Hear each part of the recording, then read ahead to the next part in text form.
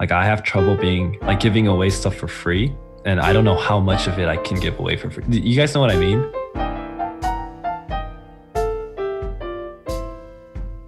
There's this intrinsic nature like that. I guess I might just be one of the only people here that has it. But if I work with someone who's like a small business and I know they don't have a lot of money or their budget's a lot tighter, I do bend over backwards in a lot of ways to try to meet them there and see if I can still work out a way to work with them. And I find myself kind of negotiating beforehand or like saying like, oh man, if they can't afford this, maybe they can afford this much. And I'll cut my rates before I even like bring up the topic of the money, right? I'm heartless. I just say no. I just say no way. I don't know. I feel like most of the people that do these design work, like freelancers and solopreneurs, they're not working with Fortune 500 companies. You can't come in there and be like, hey, I want 10K, I want 20K for a design or a branding, branding identity because they just can't afford it. I like Eric's voice. It's nice and soothing. And I always felt like when we're in the future group and people are saying, oh, we quote 10K, it seems like it's this norm for everyone to just say like, yeah, that's the price. But I found that the people I want to work with, sometimes I really want to do the project and the money isn't there. So at what point do you guys feel like it's like detrimental, and how do we kind of get around that? No, I was going to say for me, I look at it two ways, right?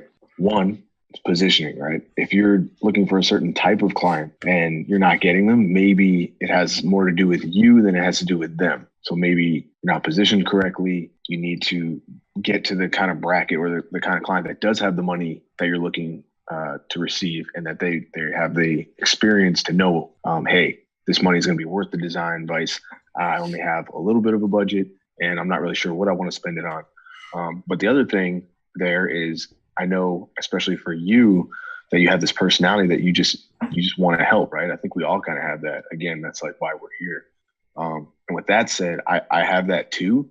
Maybe I should wear my hat forwards instead of backwards, like Frankie does.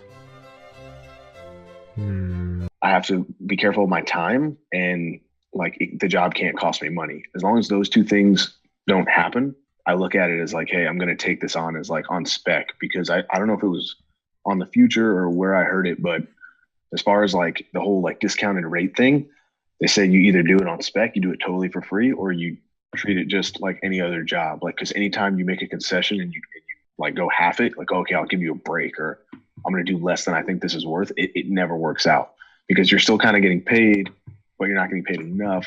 And they're still demanding, or they still want the work, like they're paying the full price. So you're kind of in this like purgatory of design, and no one's really happy when that happens. Frankie's voice is also really nice and deep. I wish my voice was nice and deep. Maybe I should try to lower it when I talk. Yeah, I get that. But like sometimes the budget that they can't afford to pay you, it's not like out of the realm of like, it's not a good amount, right? Like, for example, if a client says like, oh, I want a brand identity done, and I, bless you, man, I quote them 10K on it, and then they come back and say like, dude, that's a lot of money. We don't have that money. We're like a small business, like a family shop, right? And they say like, we can do like 5K, right? Then I like, see, that's what I'm wondering is like, is that too much of a cut in my rate for me to say like, okay, I'll accept the 5K and do the work? Or should I just tell them like, okay, we could just do it as spec work because I want to help you out. You know what I mean? I think where's the threshold? Eric is so nice. He's the nicest person on the planet. Eric, you're the nicest person on the planet. I think if you take it at 5K, but it's something that's worth 10K, you're already like, we're going to run into a problem at that point, because it's half of your rate. Yeah, that's a big discount. What you quoted Yeah, Mike, you said something in the call. Good job. Good job. Good job, Mike. Can we get a round of applause? Can we get a round of applause, please? Can we get a round of applause sound effect? Clap. For what you quoted the work, right?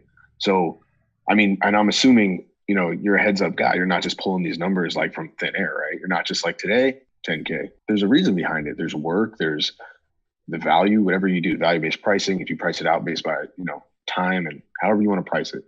But I think if you make that concession, that's like Mike said, that's half. I said that. I helped. I was on this call And I not only brought these boys together, but that's pretty much all I did. All I did was like, hey guys, let's just get on this call together. And they were like, all right. So really, I mean, you're not setting them up for success because like you're going to make it unfair almost, right? Because you're still going to do $10,000 worth of work, but you're just going to give it to them for 5,000 essentially. And I mean, if you can still cover your bills, and I know people have issues with like, man, I need to eat this week, or I need to keep the lights on. Like anything is better than nothing, right? Like 100% of zero is still zero. It's a slippery slope, man. You make one concession, you make another and another, and then maybe holding out for that one project that's worth 30K, and you're getting your whole value is better than doing 6 projects at 5K or whatever it's going to be. Yeah, I mean, okay, I get that, but it's like easier said than actually practiced. Do you guys, what I mean, right? Everything is. Yeah, no, because pretty much. Yeah, Mike, you said something else again. That was really good. I'm really adding to this call. I'm really adding a lot of value to this call by saying things like,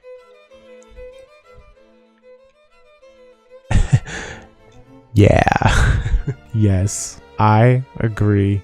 Like to me, if a client, like let's say a brick and mortar shop, family owned business, they want to pay me 5K to help them with identity brand and branding, right? Like it's enough money where I feel like I can be invested into the project. But then if I say that and I normally quote people 10K, it does feel like it feels like I'm doing a disservice to other designers, not so much myself. Does that make sense? I should be quoting more. It does, but why would you quote $10,000 and then accept 5? Because he wants to help. Yeah, I mean, it feels like enough where I can be invested, right? Like the money amount is like, okay, and I can still help these people. Okay, all right, fine. Let's say that that's too much of a discount. So what are some like practical things that you guys would suggest that I could do to kind of mitigate that cost? I got something. You could give them a discount and allow you to put the whole process from beginning to end on social media. Okay, so you get value back from just the content that you're creating. I don't know how much of a discount that would warrant, though. And that depends on what stage you are in your business. If you're starting out and you need the case studies, then it might be worth it for you. But I think it comes back to intent. That's true. Why do you want to take on this project? Like, is it a family friend or whatever? Then it doesn't really matter about the money. It's like you're doing it basically as a favor, as a friend or family, whatever favor, then it's whatever they can afford. I think that's fine. But when you start discounting for people or businesses that you don't know, and that intent is not there, you're not running a business then, I don't think. I think, it depends too, like in the state of your business, are you in a place where you need to eat and, you haven't had business for months and months? Then I think you take what you can and suck it up. And so you can make it, extend your runway and feed your family. But if you're trying to build a business, I think you have to, I want to bring it back to like value-based pricing. Like you have to bring it back to what value are you bringing your client? And if it's a small mom and pop shop and they're making 100K a year, then it's hard to charge, 30% of their annual revenue to do strategy, right? And it doesn't make sense. So you have to decide at that point, am I the right person for this project or not? Angel says if she wonders if this ties into something culture based. At least for me, yeah, because I do think it does a little bit because I think it does. You mentioned value-based pricing, right? You know what I was thinking about, Dave? What about like on the flip side? What about like value-based buying? Like I don't know if that's a term or not, but like we should think about it like we're trying to have empathy, right? So like this person is trying to buy from us. They're buying for the value. Like we price the value we think the job's worth. Well, they're buying at the value they think the job's worth at the same time on the opposite end, right? Mm-hmm. So maybe that has like something to do with it. Maybe it's not just the budget, because I don't see creatives fields are one of those like weird areas, right? Because you don't go into like, even in a car dealership, like I just bought a car the other day. I didn't go in and offer half what the car was worth. Like, yeah, I tried to talk the guy down and we got a good deal, but I didn't go in there and try to buy a $40,000 car for $20,000. So I think there's like some kind of either disconnect or like lack of understanding when they go to actually buy. Like like David was saying, that just might not be the person for you, I guess. Maybe that's just something that you should avoid instead of making the concession.